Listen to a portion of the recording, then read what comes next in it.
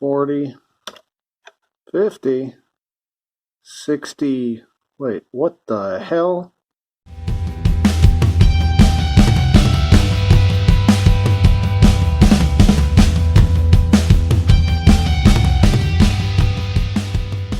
Hey, welcome back to the channel.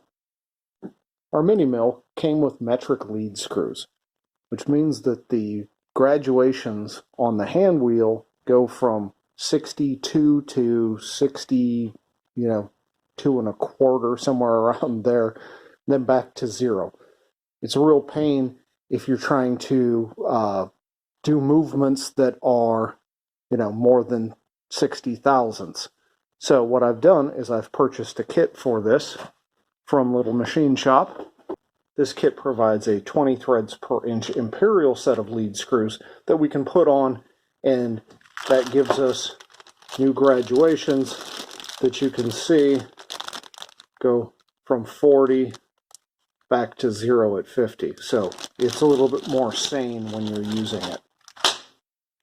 It came with instructions, which are interesting because it gave me instructions for converting it to metric, but the instructions should be the same. We're basically taking out metric and putting in standard. So let's get her started. So the first step is we've got to loosen these Gibbs screws. They have a lock nut on them, so you put your Allen wrench in it. Then you free the lock nut, and then we want to loosen these one turn. So there's a half. There's one turn. We'll do all 4.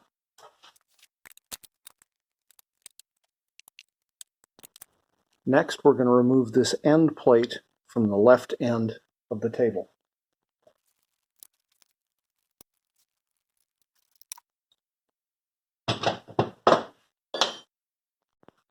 Now we're going to crank the mill table all the way to the right until the screw disengages, and then we can just slide it off manually.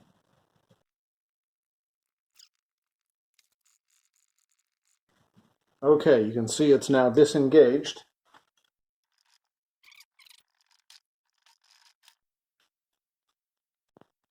Now we're going to replace this X-axis feed nut here. It's got 2 Allen screws that come in. We'll just remove those. Feed nut comes right out. Next, we're going to remove this bellows. It's got a couple of Phillips screws. There's one here and one over on the other side.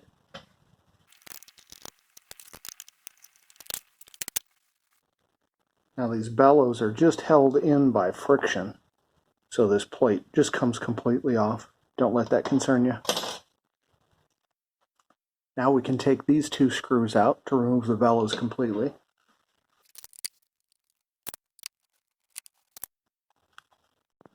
Now we'll move the saddle back.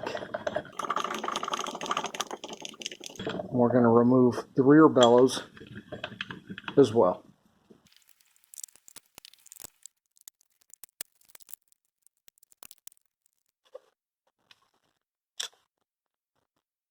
Now we're going to remove this hand wheel. There's 2 nuts on here. The outer one's a jam nut. The hope is that you can break free by just grabbing the outer one and turn it, but these things are turning together. It's got a couple of washers on there, or a washer. Careful you don't lose him, like I just lost the nut on the floor somewhere here. Now we're going to take this woodruff key out. If you can't get a hold of it, this one's coming out pretty easy, but sometimes you can use a pair of wire cutters to grab onto it. Now we're going to take off this retainer block.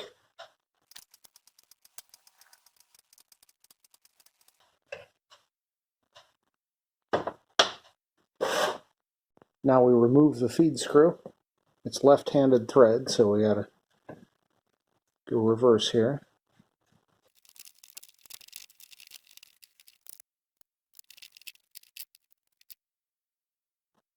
Alright, I've gotten to the end and it has stopped.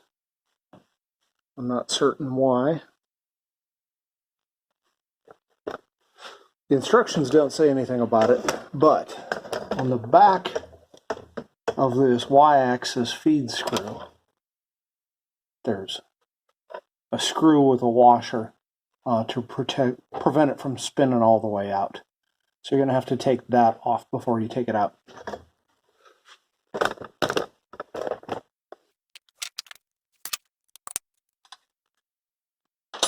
It was only in there hand tight, but it'll prevent it from coming out. Now we run this screw all the way out.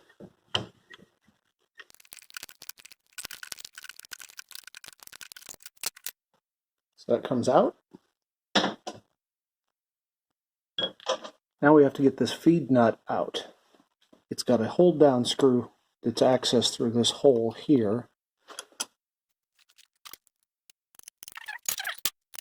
So grab onto it. Maybe put your fingers, if you've got long enough fingers, all the way from the back.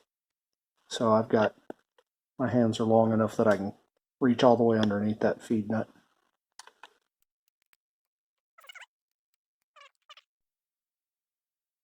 Alright, now that we have it all apart, you should be able to move this by hand.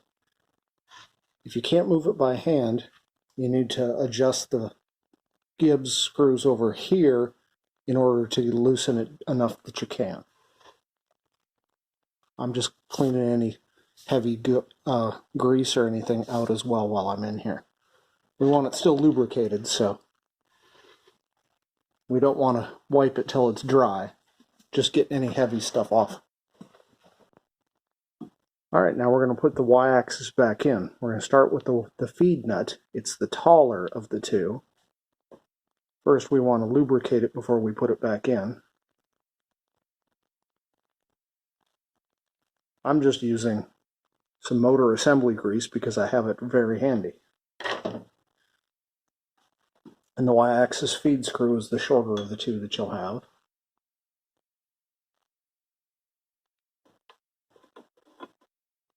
So it goes in like this. Remember, it's reverse threaded, so lefty-tighty. We don't want to tighten this down yet.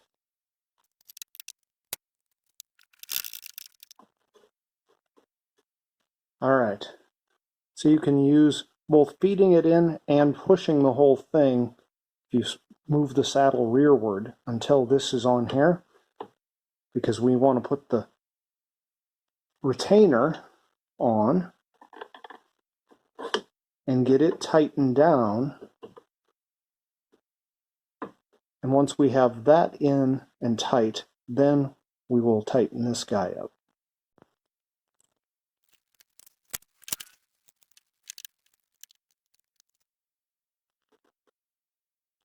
Now, as we tighten these, as I get them close to tight, I want to make sure that my feed nut is up in the position where it was. I've just got my hand back here. I can lift on it. You can see it's moving there. You want it to lift it up because we want this to come in flat. Basically, we don't want it canted as we put it in.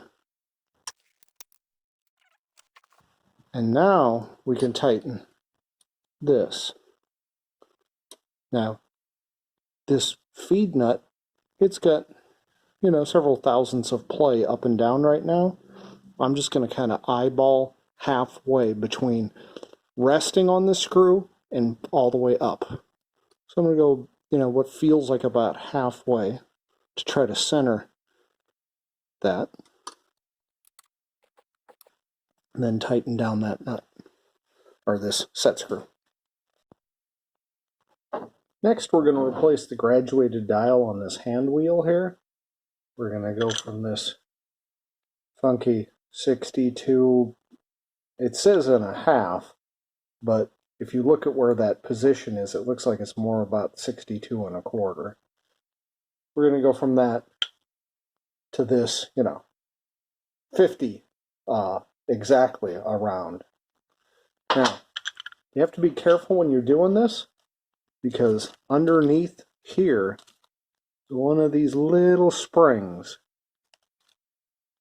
Fortunately, they came with new ones. So if I lose one, which I'm highly likely to do, I've got replacements. But do this over a rag. You can see that spring just sits up a little bit like that. So we take our new one. I'm going to put it with the number facing away, right? Not this way. Actually, you got them facing the correct direction. Before I install this, I'm going to put just a little bit of lubrication onto here.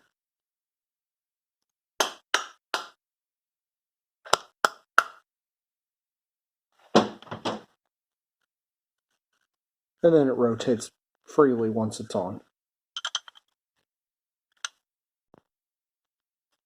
Next, we want to replace this key into the keyway. Slide our hand wheel on. And we'll put the washer and the pair of nuts back on the outside here.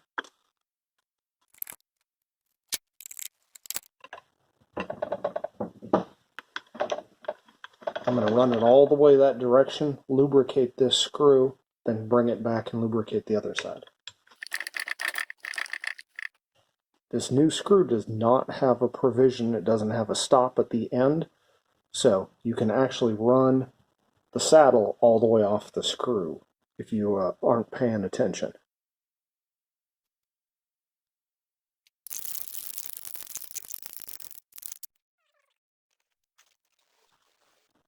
Now I'm going to replace the rear and the front bellows.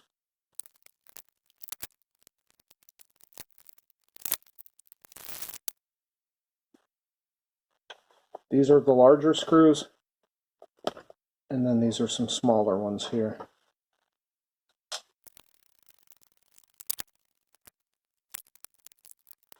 Alright, so our y-axis is complete. Now we'll do the x. First, to hold this back end, we'll put a rag in there. Then we're going to remove these nuts.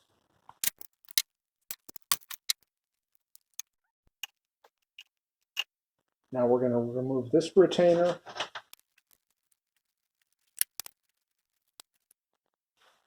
Now we'll put one of the nuts back on here to protect the threads. Just go so that it's flush or a little bit less than flush. And I'm going to tap it out with this.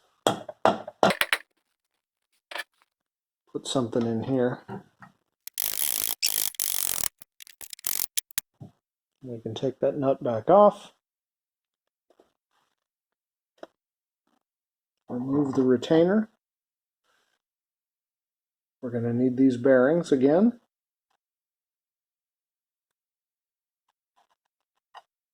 Take that one, I'm going to drop it right back in here.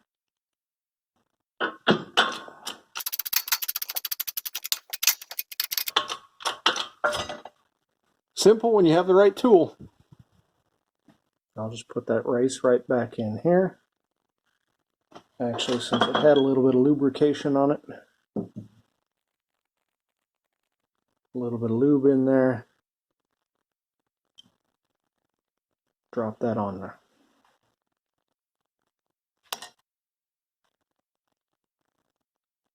I'll put some lube in this end.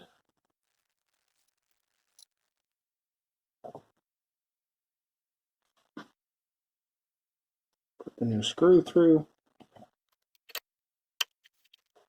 Of course, it does not want to go in real easy.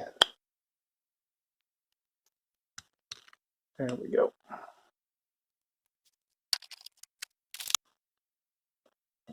Huh. Well, that's frustrating. It looks like the kit that I got is probably a kit for the standard table not the larger table that comes from Little Machine Shop. I didn't even check the length on the one in the y-axis, but I bet it was shorter too. Son of a... Looks like the mill's going to be down for several days while I order the right part. I can't believe they didn't send me the right part. Alright, we're back in the garage. As you might recall, this was the lead screw I pulled out of this table. This is the one that had come with it. I ordered the wrong one. Would have been nice had their ordering system noted that when I bought a brand new mill, that maybe if I'm ordering a new set of lead screws, I want the ones for the mill I bought. But what are you going to do? So I'm going to take the incorrect y-axis lead screw back out of here. It's pretty much the same procedure as we've already seen. So I'll take that out, and then we'll come back over to this x-axis.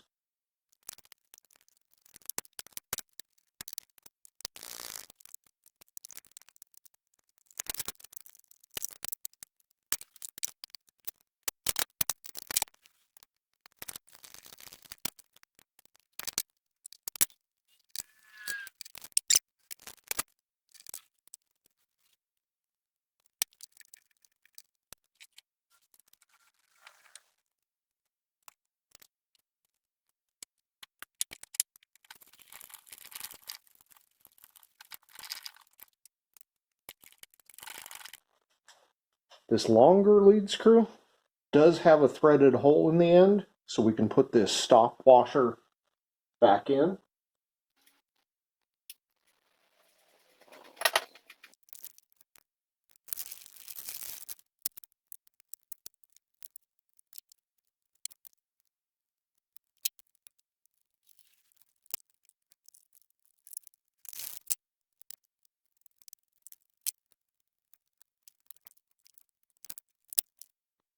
Alright, now I think we're back to where we were a week ago. I'm going to take that back. I'm going to have to take this back over to the press and press this out of that bearing. I'll be right back. Again, you can see the difference here between this is the upgrade for like the Harbor Freight or Grizzly version, and then this is the upgrade for the Little Machine Shop. Look at how much larger that is. This is one of the reasons I went with this mill, is because it's got such a much larger table. Alright, we're going to put that back in through here. This bearing race is difficult on the last one as well. I could press that on. I'm going to first try tapping it on, just take a socket, set it up on there. Went on just fine. That looks a lot better. It's now the right length.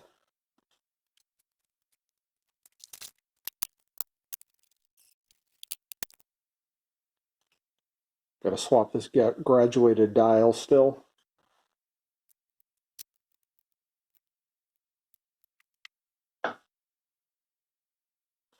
This one doesn't want to go on very easily. You can see the finish on that isn't very good. I'm going to try to clean this up with some emery cloth or something to get it to slide onto there a little easier.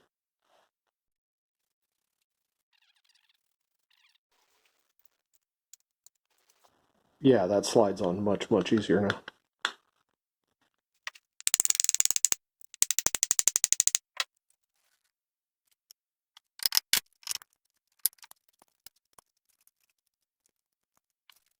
If you set both of the feed nuts down on the bench next to one another, then you can't remember which one was which. The one that is finer is the new one. So see how coarse that one is? This one's finer. This is the one that we're putting back in. Same thing with the lead screws. If you set them down, the finer one is the new one.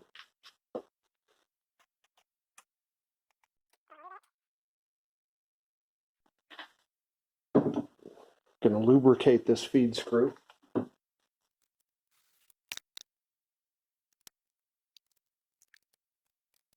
Alright, so now we got to slide it in.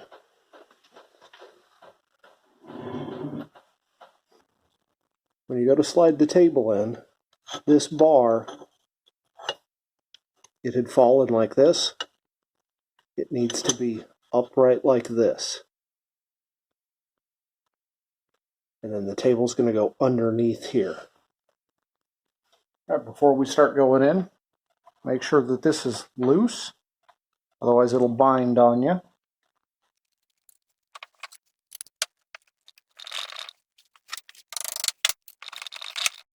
This feed nut doesn't want to go onto the lead screw very much. And I already notice, look at that giant burr right there. This wasn't deburred at all. So I suspect there's a burr or something that's preventing it from sliding on there nice and easily, which is really frustrating. So I'm going to go try to clean this up a little bit, see if we can get it to go in there better. My recommendation on this is before you assemble it, run this feed nut onto the lead screw, just to make sure it all slides on easily. That way you're not fighting it when you're assembling it like I am.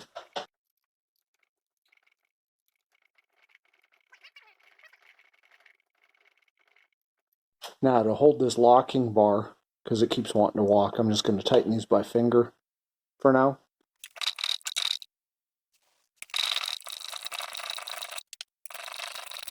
Running it about halfway. I've got those as the inner set screw as tight as I can get by hand. I'm going to give them all maybe a 1/16 of a turn. Depends on how tight they are, but just a little bit. Keep testing the table that it moves back and forth when you get them in there. Once you have them tight, take the outside lock nut, run it up against the saddle. So you hold the set screw in place and tighten that lock nut.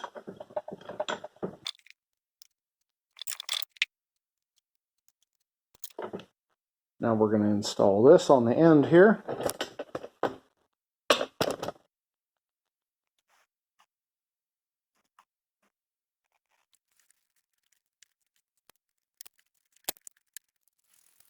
All right, once you have that on, now we're going to run the table down so we can get to the lock set screws that are holding that feed nut in.